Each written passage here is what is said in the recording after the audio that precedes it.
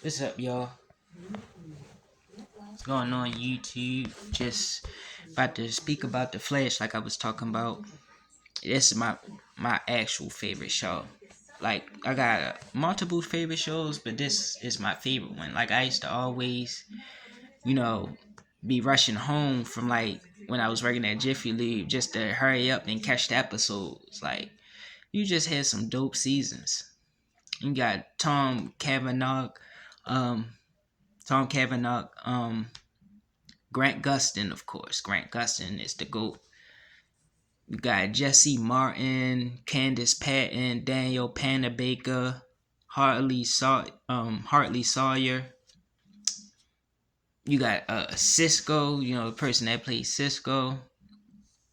And yeah, just dope people, man. Like all of them was just great actors. And this is basically really going to be probably split like I was just saying because I love this show. It was my favorite show for years, ever since like 2014. And yeah, like Barry just cool. Like I be just wanting super speed. I be wanting like to have the powers from the particle accelerator because I be wanting to do like the impossible. Like a lot of the things that they be doing on the show is seem as impossible, and you get to see it in front of you while living like a basic life. So it'd be kind of cool just to look at all the powers like the characters be having. But yeah, like I like Cisco's satire, like how he'd just be like, "Oh, so you explain it to be this way, but it's really not, ha!" And he'd say something like that, or when they was talking about trying to defeat Cicada, and Barry was like, "Yeah, we got to hurry up and defeat Cicada." He was like, "You mean catch the guy that Future Us can't catch, right?" After beating a thinker was hard. Like he'd just always have like a rebuttal for like things that's going on. You'd be just real quick with the wittiness, and it's like I gotta jot this stuff down because I be having so much stuff to like actually speak upon, but I don't never jot it down. I just talk from like memories and stuff, going off the things I know. But yo, the Flash just got like it would been some moments like when Barry would do some dumb things, like me and my brother would say like, and it wasn't Grant Gustin doing, like he just had to go with what the writers had in mind. But like Grant Gustin to being super speed, like Barry being super speed, and then like he'll be fighting an opponent that doesn't have super speed, that's not even on his level, and he'll get tagged by the person because he'll run over there in super speed and then stop and then swing at him and like regular velocity, and they like, dude, why you ain't punch him in super speed? You could have really hurt him, with the Omega Super Punch. But it'd be crazy, and he'd be like, "I'm not fast enough," but the whole time I am the fastest man alive. And then every season, like at the beginning, they show like how his speed just went into another bracket. Basically, like he broke different barriers. You know, his first speed was basically super sound. Then he wound up becoming at the speed of light in the later seasons. When he had the all the forces embodied in him. Yeah, he was like beyond the speed of light at that time. But it's just so much to speak on the Flash. This is really gonna be long. But I should have like started doing this earlier so I wouldn't be having to worry about time because I got work tomorrow. But yeah, and what else I like on the Flash? Even though it's a lot, I like Savitar Reveal, man. Savitar Reveal was just dope. When Barry was just sitting there, and then Joe was like, When there's nothing you don't have in this world, without love, nothing in the world really matters. Who knows what would become if we didn't have it? And then he just started hearing Savitar um monologues from past events, and he was putting two and two together. He was like, "Yeah, man, this dude is me. Like, this is crazy." It was like his shadow side, like because that's basically his dark side. When you're talking about his evil side, one had love, one didn't. One had Iris, one didn't. And Barry had Iris, and then had the team, and then everybody else shunned Savitar. But Savitar was just dope, especially when he he was going through the Speed Force, and he was dragging Barry as a rag doll when his first appearance, and nobody could see him but Barry because he was so fast. Like, that was just so dope. And I was thinking like that was gonna be, Barry from the first timeline before Barry ran back in time to save his parents. I thought that was gonna be actually like that Barry, and it kind of was, because he was the time remnant that was created when he was fighting Zoom. So that is still from the first timeline. But I wanted that to be the original Barry, because the whole timeline got thrown off ever since Flashpoint. But Flashpoint was dope too, like the rival, and then like how the world was different, and it looked like real vibrant. Like when Kid Flash was the main Flash, like it's probably because the suit and stuff too, like, and the different lightning colors they'll have show like a colorful scenery, I guess. But yeah, and DeVoe was dope. Like, DeVoe just kept getting like more and more powers because of all the bus matters he created. And he was just like a genius, man. He wasn't even like really a fighter. He just had the intellect. So he was just 10 steps ahead of the whole team.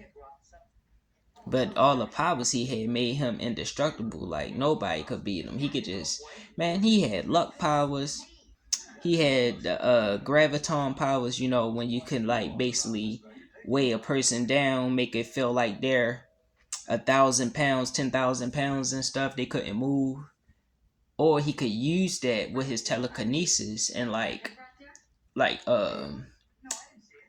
crush your body inside. Like, he'll add weight like to the inside of your body. Like when he picked up Gypsy and he started choking Gypsy on the 420 episode, when they tried to get him before he launched the satellite, and he was getting the last pieces at one of the companies that was basically brand new, that they had just created the satellite pieces, and he stole all this stuff and made it work to his advantage, even though he wound up failing, because heroes always beat the villains.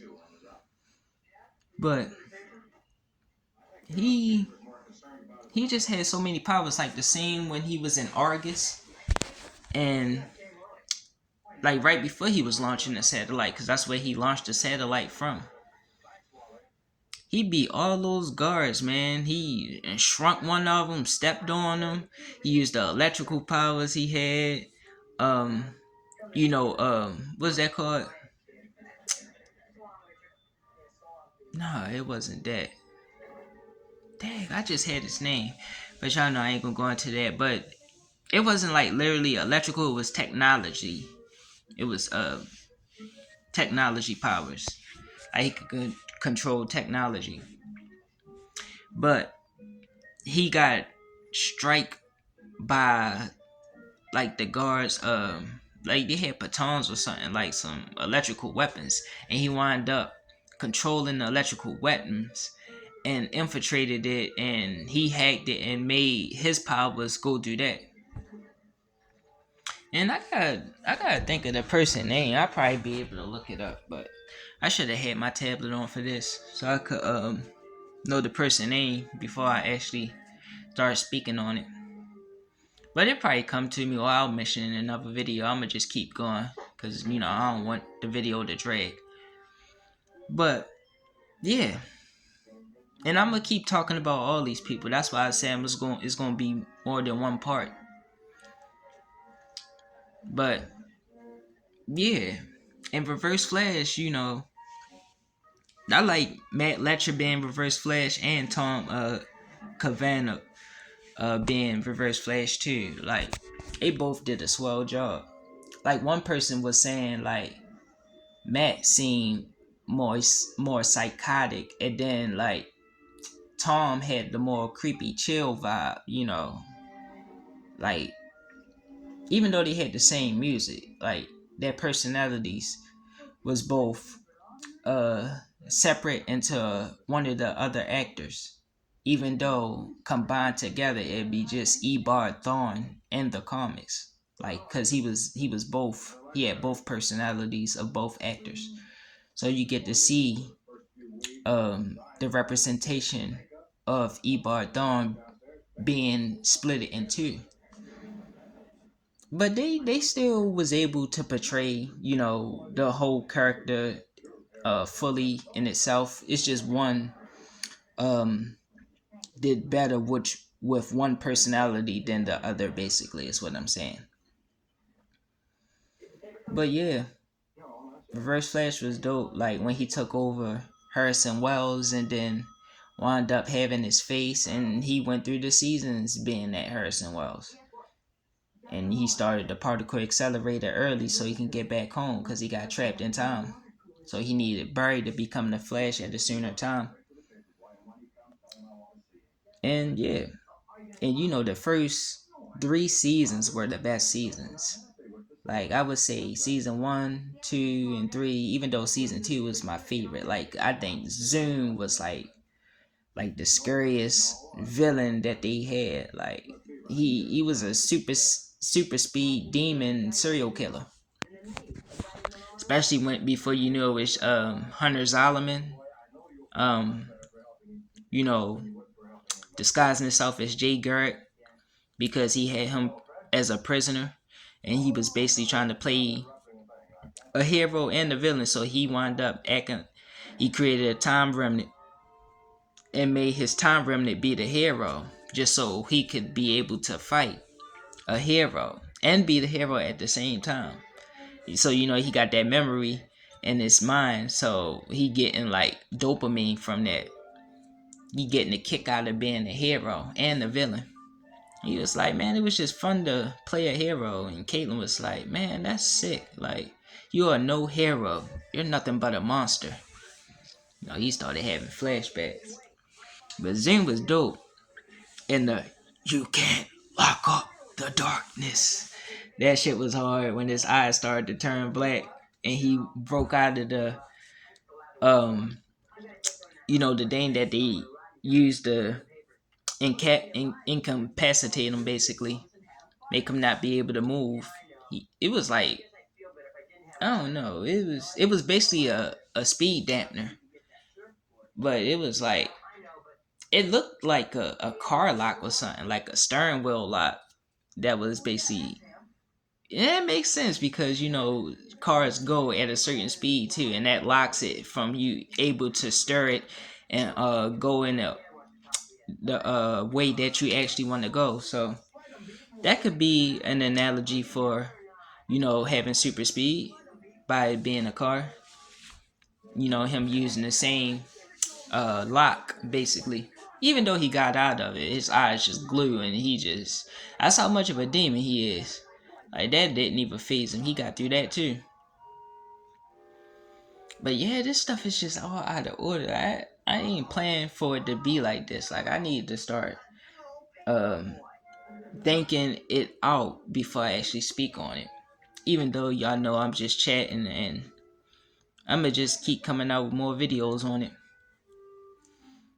But yeah, and like I like Cicada too. Like people be trying to talk down on season 5, but season 5 was dope, and Cicada was like one of the most powerful villains. Like he was basically like the most powerful metahuman because he can take everybody's powers, and then of the other feats that he had with it, like he can make a force field.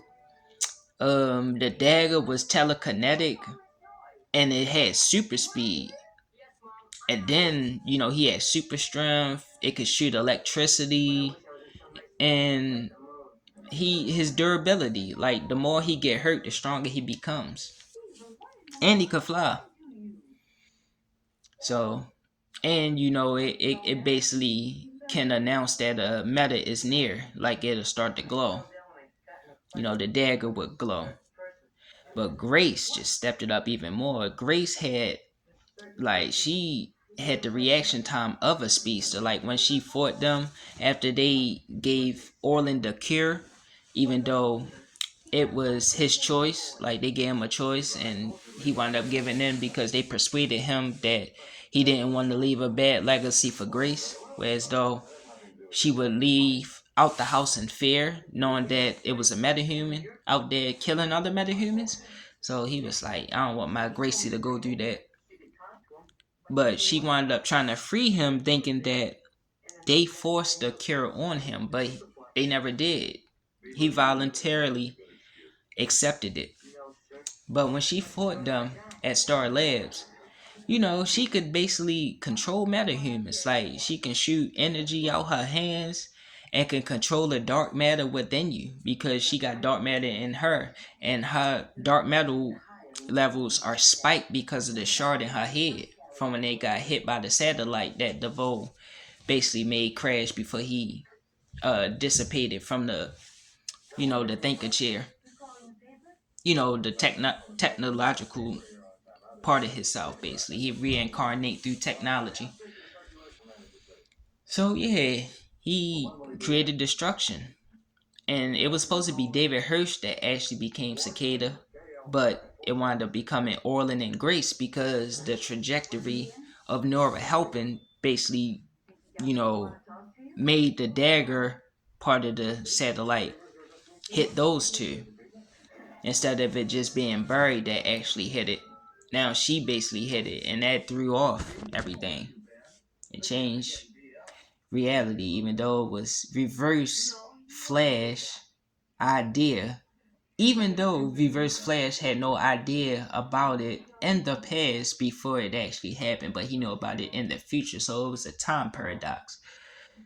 So he wound up um, having that in mind when later down the line they came across him in the past on the 100th episode when they came to go help him to get dark matter from one of those um things that they was shooting and buried to retrieve his speed. They was using it as a dark matter to have energy levels that was higher and more concentrated than Orlin's, because Orlin had dark matter in him and the dagger has dark matter in it. So he needed they needed something else that was stronger that can basically pull away from Orlin. So when he threw the dagger at him, it would fly into that and it wouldn't go into him. And they wind up succeeding with that. But let me go back into the past like I was just explaining.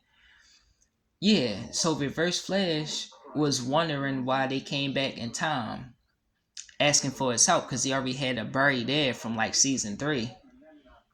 So he was like, I could tell you are a little bit more in from the future compared to this Barry. He was like way in the future. He was like way in the future. And then he started like getting introduced to Nora and stuff, even though the time paradox of him telling Nora to go back in time to meet the Flash to destroy the satellite with Barry so he could be free because, the dagger was strapped to him while he was in Argus prison. And he had a time limit before you know, it was having to be destroyed or he was going to get, fried. Like they was going to fry him if that dagger didn't get destroyed in the past, because it was dampening his powers and he was in prison and it was about to get him the electrical death, like the electrical shock death. because he wasn't an electrical chair, but they was gonna kill him with electricity. Even though he got electricity coursing through him, it don't make sense. It's kind of like that time when Thor nervous system was getting struck by electricity, and he just kept doing like this and stuff. Like, you the god of thunder, you have lightning coursing through you. Like, what the heck? How is that even hurting you? But I get it, because it's his nervous system, and that feels funny. But yeah, Cicada was dope. And then um Grace powers, like Grace, she was just powerful as crap. Like I was saying, her speed reaction, and then the two Kukras, I think that's the name of it. You know, I never really used that word before, but I know how they announced it basically, and saying what her weapons were. But she had those. She had defense, mental defense because of the shard in her head. She had basically all the powers Orlin had plus more. And then she can control the dagger with her mind. You know, Orlin controlled it with his hand. She can control it with her mind and make it move at the speeds of a speedster. And she can heat it up, like when she basically heated up the wall to break into CCPD to get the files of her parents' death. That shit was dope. And then like the music, like I like the music when they take the powers away, like when Orlin took everybody powers away when he found them, um, in that like storage unit place. And then the time when Grace broke into CCPD with the I don't know what the device was called, but it was basically going to kill. It was a atomizer or something like that. The chronicle atomizer or something. I forgot. Um, cryo atomizer. That's what it was. It was a cryo atomizer. So it's basically like a mist machine or whatever, and it was going to spread like some mist that was going to kill every meta in Central City. But when she came down and then took everybody powers and did like that, and it just came into the dagger, that was hard. And she was like that. She just and it just took everybody powers, and then she just when Joe was trying to shoot her and stuff, that shit was hard. She couldn't land not one bullet on him. And you know, she killed Caitlyn's father, basically trying to kill Caitlyn. Her father jumped in the way, like Killer Frost is about to accept her death right there. He just closed her eyes and he was like, Caitlyn, run!